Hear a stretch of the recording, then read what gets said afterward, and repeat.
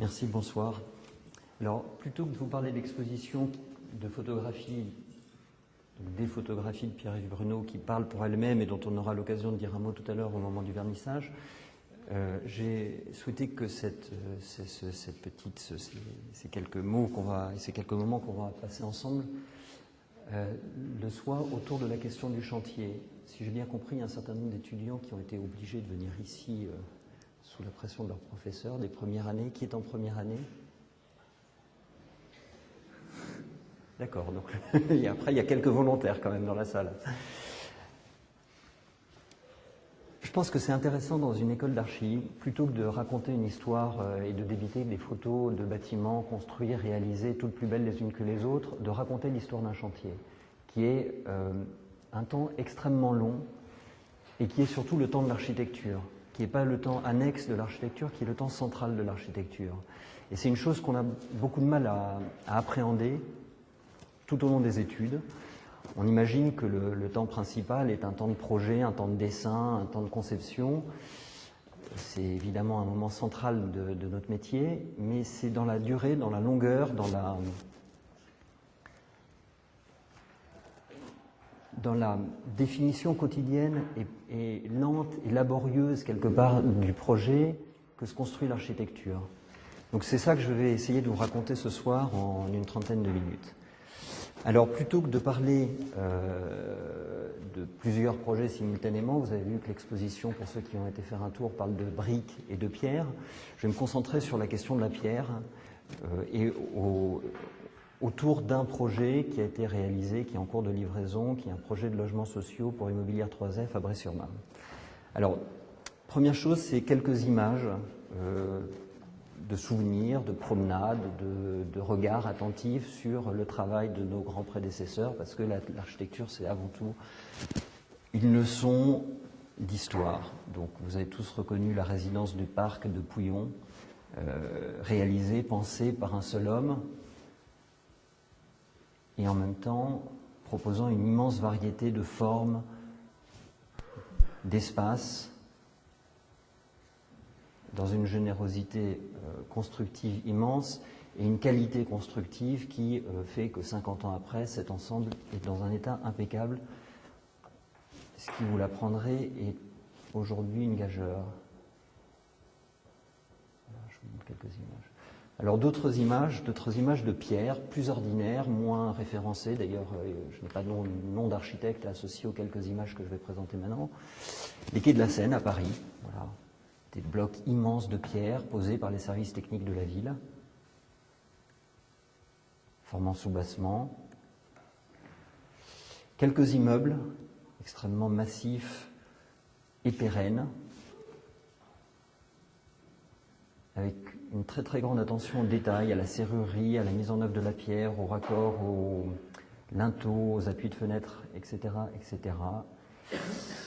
Ici, des petits éléments de décor constitués de feuillures creusées dans la pierre. Et un immeuble que j'aime beaucoup à Paris, très simple, en pierre de taille massive, porteuse. Donc à la différence de la pierre collée, la pierre agrafée, la pierre autoporteuse. Et ce détail de baie extrêmement élégant, extrêmement simple et extrêmement élégant, constitué d'un linteau en béton légèrement décaissé avec un petit retrait formant ombre et un appui dit dans l'épaisseur du tableau, comme vous le voyez, débordant dans l'épaisseur du tableau, ce qui s'appelle un appui à cran.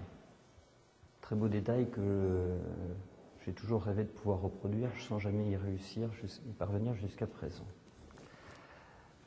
Autre exemple d'architecture, une architecture de copropriété extrêmement ordinaire dans la banlieue parisienne. Petite copropriété, socle en béton peint et élévation en pierre de taille appareillée, petit volet en bois. Voilà. Appui en béton blanc et linteau blanc de la même manière. Pardon, linteau appareillé ici. Je dirais que la caractéristique commune de ces projets, je ne sais pas si c'est sensible à l'image, c'est leur qualité constructive, leur qualité de tenue dans le temps, qui dénote extrêmement fortement par rapport à beaucoup de constructions récentes et beaucoup de constructions datant des années 50, depuis les années 50 en particulier, dont l'état de conservation est souvent moindre et plus problématique. Alors ensuite, la pierre, là c'est des souvenirs un peu plus personnels, puisqu'il s'agit d'une opération sur laquelle j'avais eu le plaisir de travailler lorsque j'étais collaborateur de l'agence Christian de Villers. C'est un centre de recherche pour Saint-Gobain à Cavaillon, dont une partie des murs pignons sont réalisés avec des blocs sortis de carrière. Christian de Villers est un grand ami de Gilles Perrodin et s'était inspiré du travail de Gilles Perrodin pour cette opération. Il s'agit de la pierre de Beaulieu, qui est une pierre donc brute, extraite brute de carrière et empilée assez simplement pour former ces grands murs pignons, formant au pied de la montagne un élément extrêmement massif et très présent. Voilà. Dernière opération, une autre opération réalisée par Christian de Villers, au fond du parc Javel André Citroën à Paris dans le 15e, une opération en promotion privée, plutôt de luxe, dont la façade est constituée de ces grands balcons filants habillés de béton préfabriqué, extrêmement qualitatif, et le fond des loggias de pierre. Alors il ne s'agit pas de pierre porteuse, dans ce cas-là il s'agit de pierre dite autoporteuse, c'est-à-dire que c'est une opération qui consiste à réaliser un premier mur en béton et à venir réhabiller ce mur par une partie en pierre autoporteuse qui, à la différence de la pierre agrafée ou de la pierre collée, est une pierre épaisse. C'est une pierre de 8 cm qui, comme son nom l'indique, est autoporteuse, mais par contre ne porte pas le bâtiment lui-même. Donc il s'agit de décor, il s'agit d'habillage, il s'agit de décoration, mais il s'agit quand même d'un élément massif extrêmement pérenne. Voilà. Et dernière petite opération, au cours de promenade en banlieue parisienne, toujours, la surprise, il y a quelques années, il y a 5-6 ans, de tomber sur une toute petite opération réalisée par un promoteur privé inconnu, dont l'aspect en cours de chantier permet de comprendre immédiatement qu'il s'agit de pierres porteuses, pour le coup, donc portant les planchers. Et donc quelque chose d'assez surprenant dans le monde actuel de l'architecture. On n'est pas habitué à voir ce genre de choses, et je dirais même que dans le monde de l'enseignement de l'architecture, on a oublié ces techniques constructives. Depuis fort longtemps, peut-être à Grenoble que ce n'est pas le cas grâce au travail de Gilles Perrodin, mais ailleurs, la pierre n'est plus enseignée comme matériau constructif. Alors j'en viens à l'opération elle-même dont je voudrais vous parler, qui est une opération donc, de logements sociaux, 18 puis 16 pour des raisons un petit peu compliquées, logements sociaux réalisés à Bray-sur-Marne. Là vous avez une série de photographies réalisées à notre demande par Pierre-Yves Bruno qui sont comme la trace, la mémoire de ce projet. Donc voilà la parcelle qui est une parcelle en longueur qui était occupée par un petit pavillon et son appentis extrêmement décrépit à l'abandon depuis des années, préempté par la ville, et revendu à l'opérateur donc Immobilière 3F, un des principaux bailleurs sociaux en Ile-de-France, pour y réaliser une opération de logements sociaux. En même temps, une parcelle envahie par la végétation extrêmement belle, et il est toujours difficile d'intervenir dans ce genre de site. On a toujours une certaine réticence à venir occuper ce genre de territoire qui, évidemment, bien qu'étant à l'abandon, est un lieu de respiration dans la ville, en particulier pour les voisins. Ce qui n'est pas tout à fait, ce qui explique des difficultés habituelles qu'on a à construire dans ce genre de lieux et souvent les recours innombrables qui accompagnent ce genre d'opération. Ça n'a pas été le cas ici. Une vue aérienne de la parcelle, donc, qui est située juste au nord du bâtiment en longueur. Voilà, alors vous voyez ici, il s'agit de la parcelle 89A. Le plan de géomètre de cette parcelle. Et les premières esquisses réalisées sur la base d'un diagnostic qui avait été fait à la demande d'Immobilière 3F par un confrère, qui avait proposé de construire sur cette parcelle un premier immeuble à R+4, plus un petit bâtiment plus bas. Alors je reviens sur le plan de géomètre. Le premier bâtiment haut s'adossant à un bâtiment à R+3 que vous voyez donc à l'entrée de la parcelle en haut à gauche de l'image. Ce confrère avait proposé, pour résoudre la première question difficile d'un projet comme celui-là, qui est celle du stationnement, un parking souterrain qui occupait la longueur et la largeur de la parcelle intégralement, parcelle relativement étroite, 12 mètres, ce qui est une très mauvaise cote parce que ça ne permet de faire qu'une allée et une rangée de stationnement perpendiculaire. Donc une idée peut-être juste du point de vue de la stricte réponse au PLU, mais extrêmement fausse du point de vue de l'utilisation de la parcelle, et de l'économie générale du projet. Un parking souterrain sur une opération comme ça étant à peu près de façon certaine un choix susceptible de faire plonger le projet définitivement et de conduire à son abandon. Par ailleurs, pour un gain en place de stationnement extrêmement faible. Donc la première idée consiste à soulever le premier bâtiment pour y laisser passer les voitures de façon à rentrer et venir stationner de façon aérienne entre les deux bâtiments. Alors c'est ce qu'on voit ici en plan avec un passage sous porche situé au nord de la parcelle. Il s'agit d'une des premières versions du projet.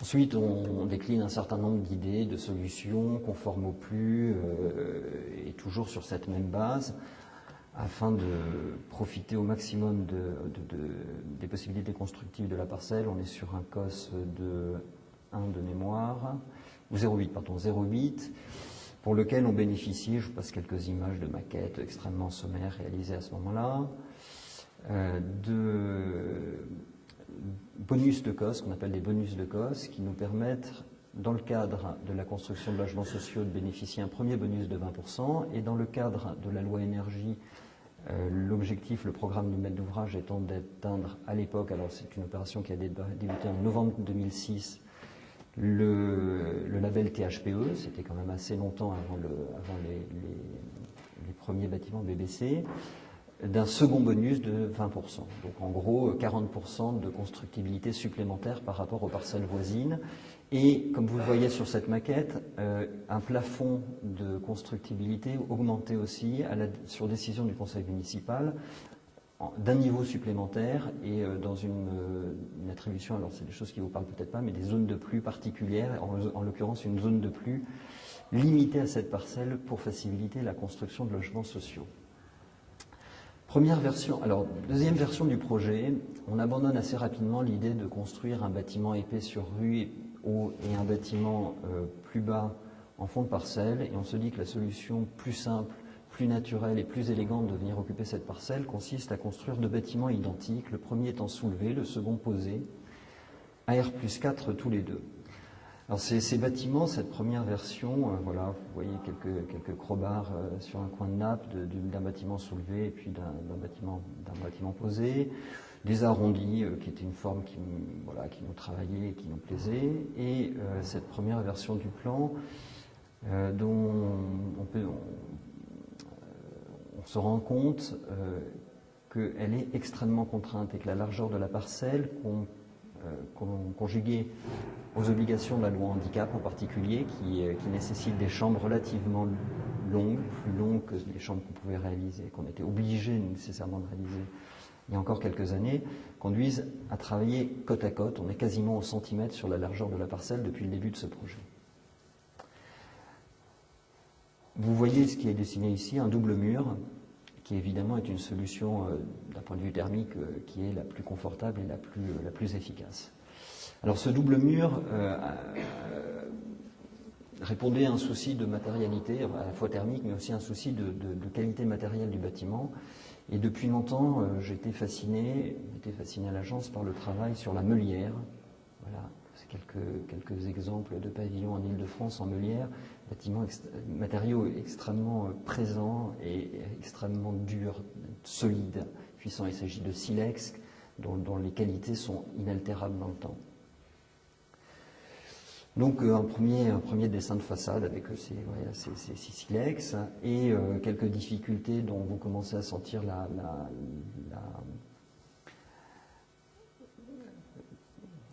difficulté à régler le problème, en particulier dans le dessin qui est situé à gauche pour la réalisation des baies des escaliers, c'est-à-dire difficulté à régler sur un aussi petit projet l'ensemble des baies des chambres et des baies des escaliers. Je passe rapidement sur le plan. Donc un plan côte à côte, il s'agit de petits logements. Les T3 font 58 mètres carrés. Et dans toute la suite du projet, plus rien ne va changer de ce point de vue-là. Première version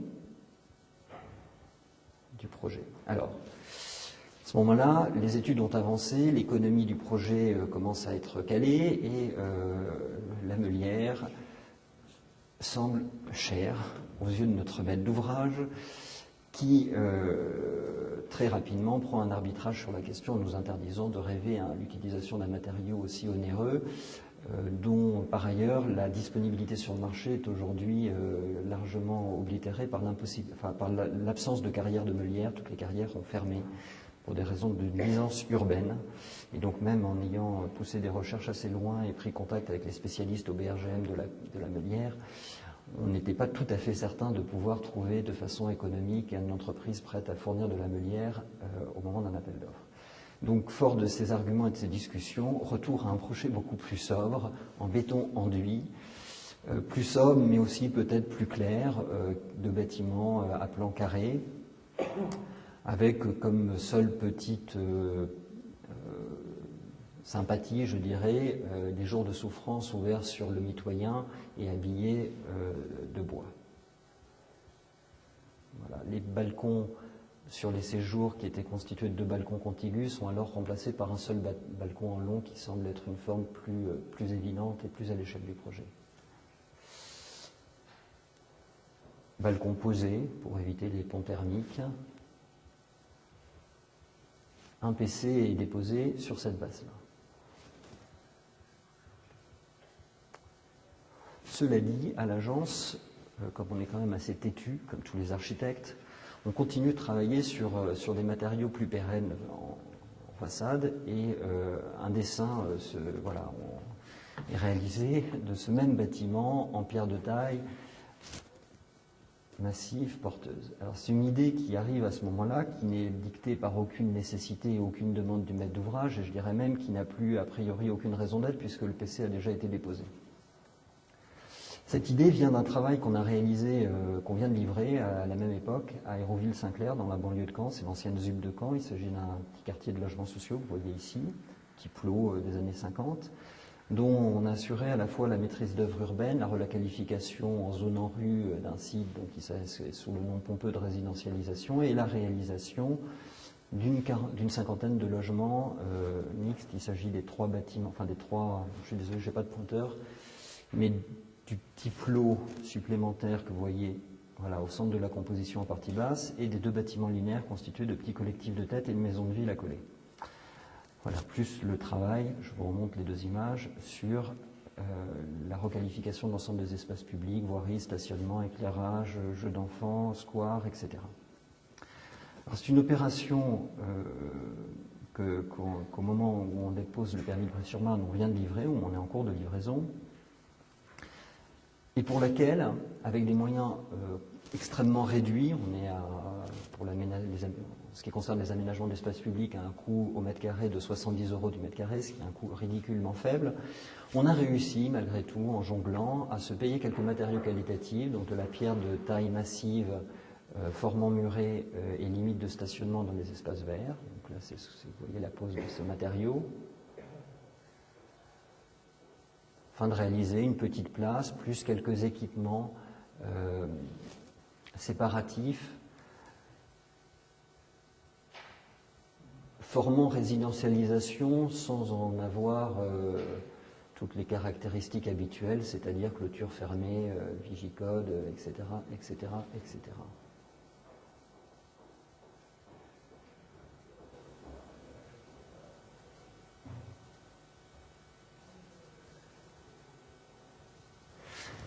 Les bâtiments eux-mêmes, 49 logements, là encore à un coût ridiculement faible, on sort cette opération à 1070 € du mètre carré hors taxe, ça ne vous dit pas grand-chose, mais je vous assure que c'est vraiment pas beaucoup, avec un parking souterrain de 46 places, plus du stationnement individuel, et constitué donc pour la grande barre que vous voyez en premier plan, de maisons individuelles accolées, dont la forme simple permet une économie de projet et une qualité des plans des logements, et de bâtiments de tête, les petits collectifs, dont on a réussi, à force de conviction et de travail, à les réaliser en pierre de taille. C'est une longue histoire, donc je ne vais pas la développer ici, mais vous voyez ici ces 2 bâtiments de tête en pierre de taille, réalisés avec un souci d'économie formelle permettant de se payer ce matériau, en gros, hein, pour faire simple.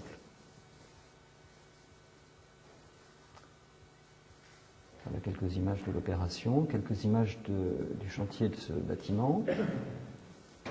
Voilà, avant la pose des menuiseries et après la pose.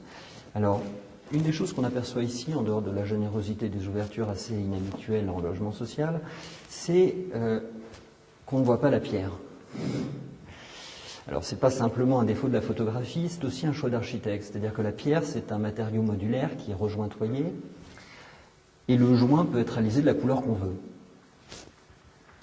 Vous ne voyez pas très bien pourquoi on aurait eu une raison particulière d'utiliser un joint de couleur différente de celle de la pierre. Et donc, on a choisi d'utiliser un joint ton pierre, ce qui fait que à 10 mètres, à 5 mètres, à 2 mètres, on est face à un matériau qui est la pierre, qui est extrêmement présent spatialement et assez, de notre point de vue, bouleversant. Mais dès qu'on s'en éloigne un peu, on ne la voit plus, ce qui nous a été beaucoup reproché par le maître d'ouvrage et les édiles de la commune. Alors avec le temps, le joint finit par réapparaître parce que la pierre prend son calcin et donc le joint finit par prendre une teinte différente. Je reviens donc sur l'opération de Brie-sur-Marne pour laquelle nous proposons cette variante pierre avec un peu de conviction, mais en même temps sans demande de maître d'ouvrage. Alors ce qui va se passer à ce moment-là, c'est les aléas du chantier. Donc c'est cette chose inattendue, mais habituelle, qui fait que le projet démarré en novembre 2006, au bout du 3e PC modificatif déposé pour différentes raisons, et des bâtiments, des classements des bâtiments selon la réglementation pompier, alors pour le premier en 3e famille A et pour le second en 3e famille A aussi, pardon, en 3e famille B pour le premier, en 3e famille A pour le second.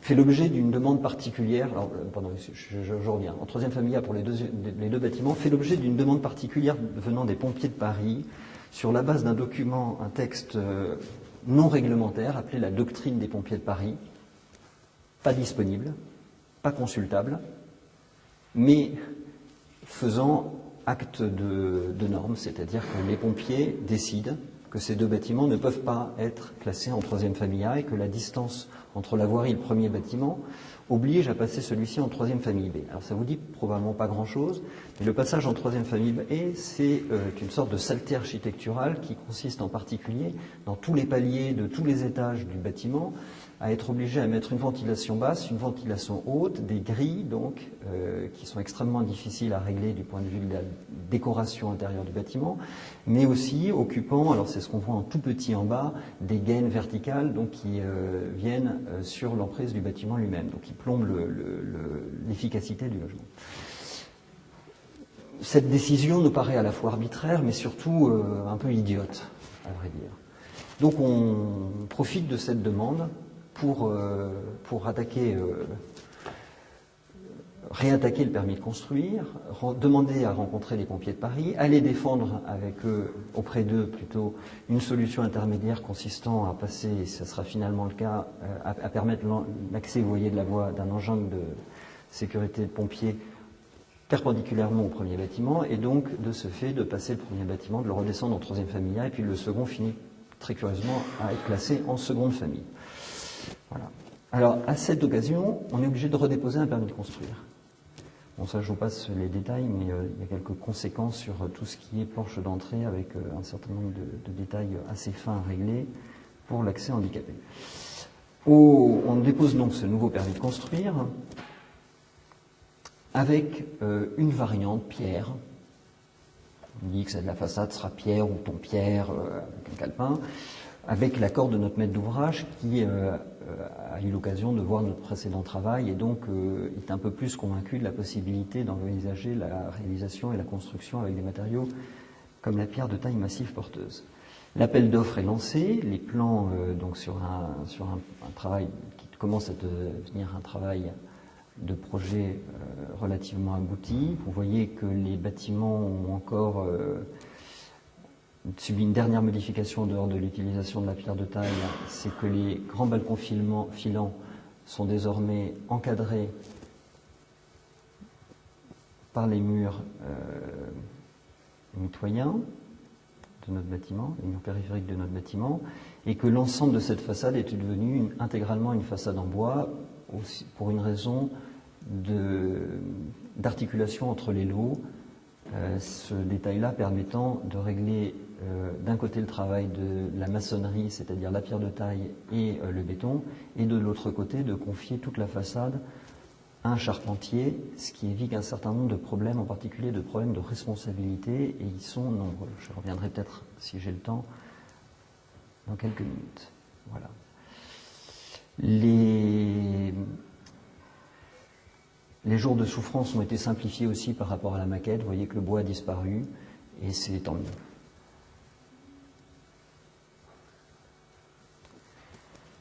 Alors on retrouve là, après appel d'offres, fructueux, c'est-à-dire des réponses d'entreprise dans le coût prévisionnel, le budget prévisionnel de maître d'ouvrage, le début du travail de chantier lui-même par une visite des carrières. Donc il s'agit de photographies de Pierre-Yves Bruno. Il s'agit des carrières de Noyant, situées en Picardie, à 90 km de Paris, et il s'agit de galeries qui font en moyenne 7 mètres de large par 3,50 m de haut, dont il faut imaginer que chacune de ces galeries, qui s'étendent sur une cinquantaine de kilomètres, est une sorte de hasard, c'est-à-dire que les engins d'extraction avancent en suivant le lit de pierre, le lit non délité de pierre, et puis de temps en temps tombent sur une impasse, sur de la pierre qui ne peut pas être utilisée en construction, et donc sont obligés de repartir sur un autre bras de la carrière. Ce qu'on voit ici, ce sont les traits verticaux, les coups de haveuse. Donc la haveuse, c'est une grande scie qui vient scier et marquer et voilà, permettre l'extraction de la pierre. Alors là, on est au niveau du front de taille, donc c'est l'extrémité, c'est là que les choses se passent. Il y a une équipe qui fonctionne en 3-8. On voit que ce front de taille est constitué de 4 blocs, de 4 traits, donc il s'agit du trait de scie précédent. Et là, vous avez la haveuse, donc cet engin avec des polycristallins diamantés, une scie polycristallin diamanté, qui vient découper la pierre, découper au niveau du ciel de carrière la pierre, qui est ensuite, alors je reviens sur cette image-là, défermée, ce qu'on appelle défermée, c'est-à-dire retirée. Il y a 4 blocs qui sont retirés les uns après les autres. Alors la technique, parce que c'est assez amusant et puis c'est intéressant de savoir comment les choses se passent, consiste à retirer avec des coussins de désincarcération hydraulique la première tranche appelée tranche de four, qui est la partie basse de la pierre, puis le bloc de droite est lui aussi éclaté au coussin hydraulique. Donc on rentre un coussin hydraulique à droite, on fait éclater le bloc et on le sort. Il est posé sur des petits éléments en bois, et ensuite la haveuse vient rentrer à l'arrière du premier bloc et vient découper les 3 blocs suivants qui eux sont totalement sciés proprement sur 6 faces. Voilà, il s'agit de blocs qui font en moyenne 2,50 m de haut par 1,60 m par 1,50 m et qui pèsent 11 tonnes. Alors après extraction, ces blocs sont transportés, ils sont imbibés des eaux de carrière, donc ils sèchent pendant plusieurs mois sur des dallots, pendant 10-11 mois sur des dallots. Les calots, pardon, avant d'être transformés, donc partir en atelier de transformation. Et là, pour le coup, c'est selon la demande que se fait le débit de ces blocs. C'est une question importante parce que le calpinage de la façade que vous avez vu tout à l'heure est une des clés économiques de la réussite de ce genre de projet. C'est-à-dire que si le découpage des lits de pierre est conforme aux hauteurs des blocs extraits en carrière, donc là, pour une carrière particulière, ayant ces outils d'extraction particuliers, ça veut dire qu'il n'y a pas de chute, ou très peu de chute. Et donc s'il n'y a pas de chute, c'est moins cher. Et donc on arrive à faire des logements sociaux en pierre de taille. Voilà, donc là la découpe, la demande avec ce qu'on appelle une guillotine multilame, le transport des blocs et le stockage sur palettes, c'est des palettes de 2 tonnes, avec ce qu'on aperçoit en haut, c'est les trous de louve, c'est un percement qui est réalisé en partie haute de la pierre et qui permet la manutention de la pierre, en théorie limitée à la carrière, mais vous le verrez par la suite qu'on retrouve sur le chantier. Ici, les palettes sont arrivées à Brie-sur-Marne et dans leur lit de ferraille, de fer à béton, attendre d'être manipulés. Alors le calepin est un long travail de mise au point successive, long travail qui n'est pas simplement un travail de façade, mais qui est un travail de coupe minutieuse. En particulier ici, on a des planchers avec un chauffage par le sol, donc des chapes qui viennent surépaissir les épaisseurs de plancher, des isolants entre logements, donc tout un travail dont la mise au point est extrêmement longue parce que le détail et la cote finale, et là on travaille de façon centimétrique, la cote finale de chacun de ces éléments dépend de différents intervenants. C'est-à-dire que la hauteur d'isolant dépend de l'électricien qui fait le calcul thermique, la hauteur de la chape dépend du maçon et du DTU relative à la pose de chape et de plancher chauffant, etc., etc. Et chacun de ces éléments arrive de façon redondante pour finalement permettre de trouver la bonne cote, la bonne taille de la pierre et la bonne hauteur d'étage. Donc c'est un travail qu'on voit ici. Je ne parle pas des ruptures de pont thermique, on y reviendra après. Un des objectifs et un des enjeux majeurs dans ce travail-là étant que, comme vous le voyez ici, les parties hautes des linteaux, alors vous avez remarqué qu'ici on est passé en linteau claveté, non pas que ce soit notre choix, comme je l'ai dit tout à l'heure, on cherchait à retrouver un peu le même aspect que le détail que je vous ai présenté en début de conférence avec des linteaux béton, mais tout simplement parce qu'il s'agit du choix le plus économique et donc c'est le poseur de pierre qui propose cette finition-là, traditionnelle. On retrouve ici le jour de souffrance dont un des objectifs est d'arriver à le réaliser dans la hauteur d'un lit de pierre, évidemment, tout autre dessin paraissant incongru, mais ce qui n'est pas si simple parce que depuis le haut du plancher du logement, il nous faut 1,90 m de hauteur minimum pour que cette baie soit considérée comme un jour de souffrance. Ça a l'air de rien, mais à la fin, ça finit par faire des interactions extrêmement compliquées. Voilà, donc la pierre qui est manipulée à la louve, objet antique, est totalement interdit par les SPS sur les chantiers. Posée. Entre deux pierres, la pose se fait de façon traditionnelle. Alors, de façon traditionnelle en Ile-de-France, c'est une pose ourdée au plâtre avec cette petite ouverture, cette petite taille entre deux pierres appelée nid d'hirondelle, dans laquelle on déverse un coulis de plâtre, dont un des intérêts est de prendre extrêmement rapidement et donc de permettre une pose continue. On montera en moyenne sur toute la durée du chantier un niveau par semaine, c'est-à-dire à peu près une durée équivalente à celle qu'il aurait fallu pour monter les mêmes hauteurs de voile en béton. Les linteaux, une petite séquence réalisée par Pierre-Yves Bruno, claveté. Vous voyez qu'il y a un petit problème de clavetage puisque la clé est située un peu trop haute par rapport à l'ensemble du linteau. Et en fait, ce n'est pas une erreur.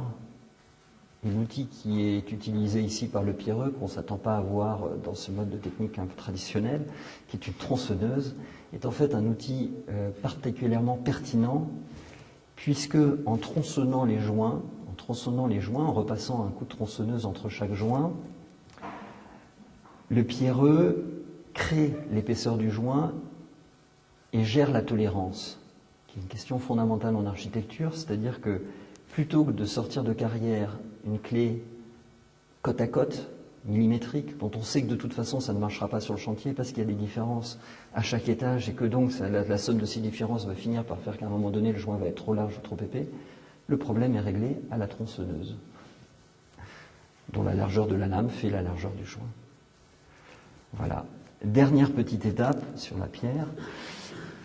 Il s'agit ici, tout à droite, du coulis de plâtre, donc qui a débordé largement des joints, vous voyez ici, qui en partie basse a été nettoyé, mais pas encore redressé. En partie intermédiaire, le joint a été rouvert, parce que le plâtre est un bon matériau pour assurer la pose en lit et la tenue à la compression de la pierre, mais par contre n'est pas un bon matériau en ce qui concerne la résistance à l'humidité. Donc les joints sont rouverts et beurrés avec un produit qui est appelé classiquement l'arcaline, qui est un mortier chaux-pierre.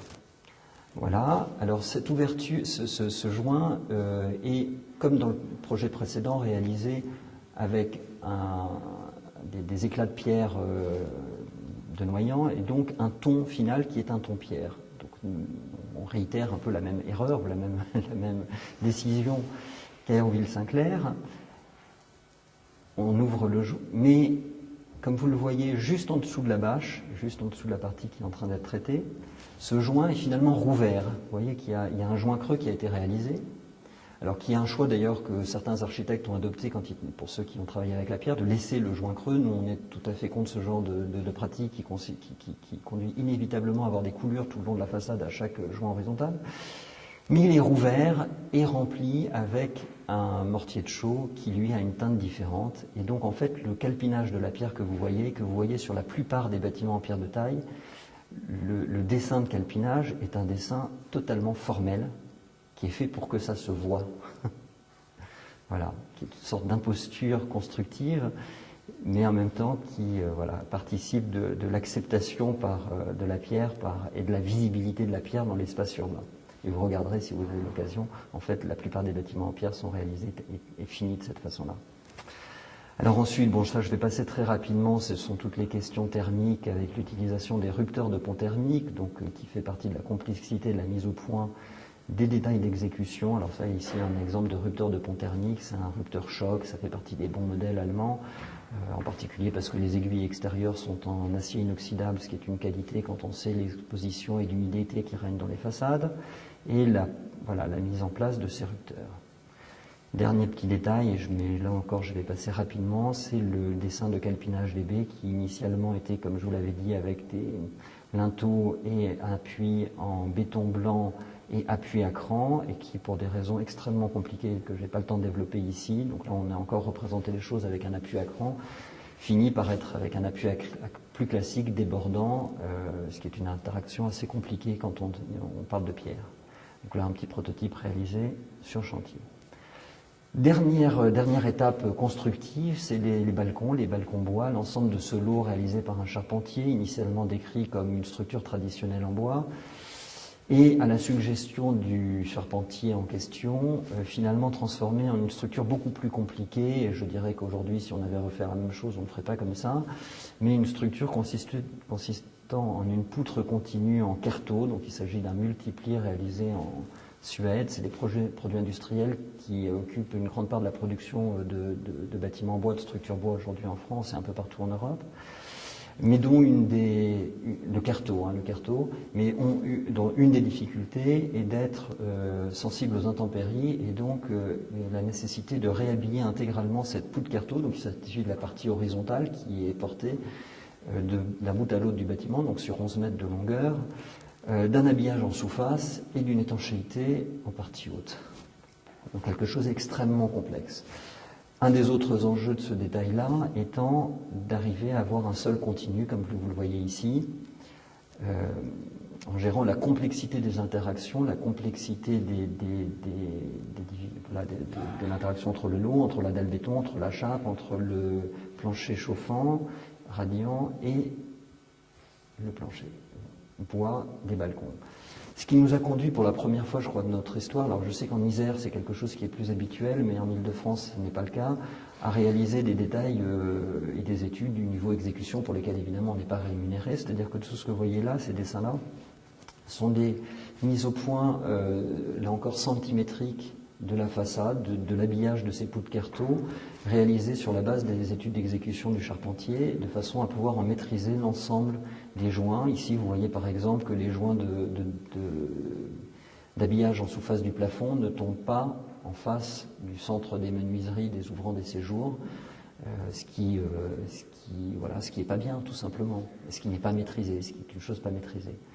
Donc la mise au point patiente de ce modèle et quelques prototypes réalisés sur chantier, dont certains prototypes comme celui-là avec des traitements de bois un peu inquiétants en termes de colorimétrie, permettent finalement d'arrêter avec l'entreprise au bout de très longs mois de travail la solution définitive avec un bardage en Douglas neutre non traité.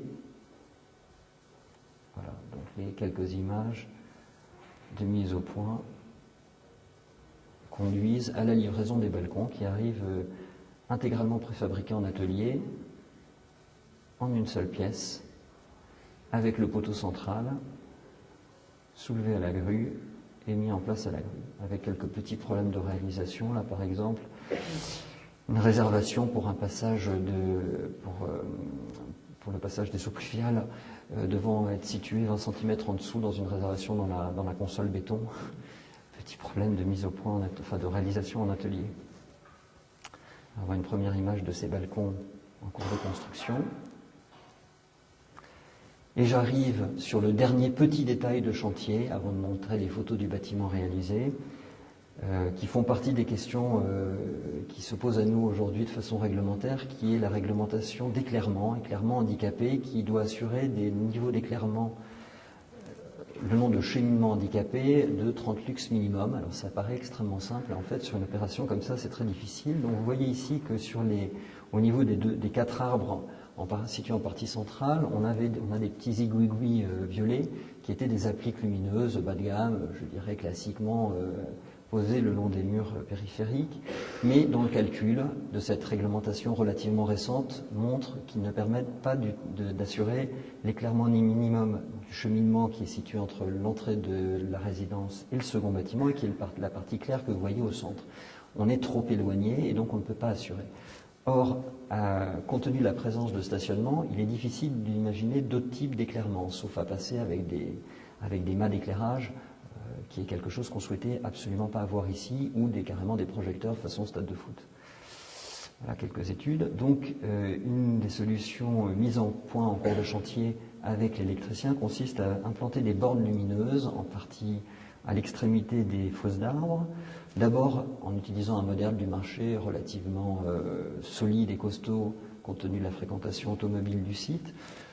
C'est un peu le compromis, je dirais, solidité économique qu'on a trouvé. C'est quand même des modèles qui finissent par revenir extrêmement cher, de l'ordre de 2000-2500 € pièce, et assurant le bon niveau d'éclairement, mais très peu satisfaisant. Et donc, au fil du chantier, des réflexions, on en est venu à se dire que la même chose pouvait être réalisée de façon beaucoup plus artisanale, beaucoup moins industrielle, en partant de blocs de pierre. Il s'agit de pierre de Bourgogne, blocs de, vous voyez, 91 cm par 30 cm par 1 mètre de haut, extrêmement résistant à la voiture. En général, les voitures ne se frottent qu'une seule fois ce genre d'obstacle, et dont le résultat, spatialement, était plus conforme à l'ensemble et à l'idée du projet.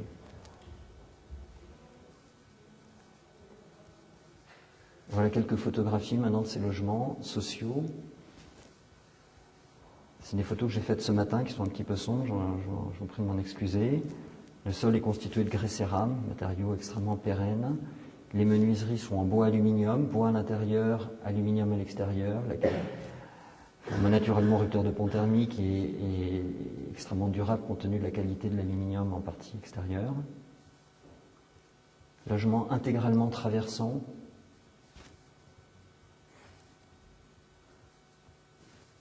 Voilà une image des balcons, avec les descentes en zinc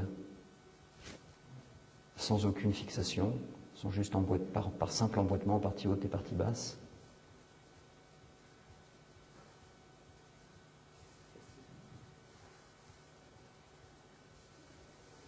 Une vue d'une des chambres des duplex, dont la taille de la baie est un peu particulière. Le palissage y passe rapidement. Et voilà quelques images de ces bâtiments dont la livraison du chantier est prévue dans un mois.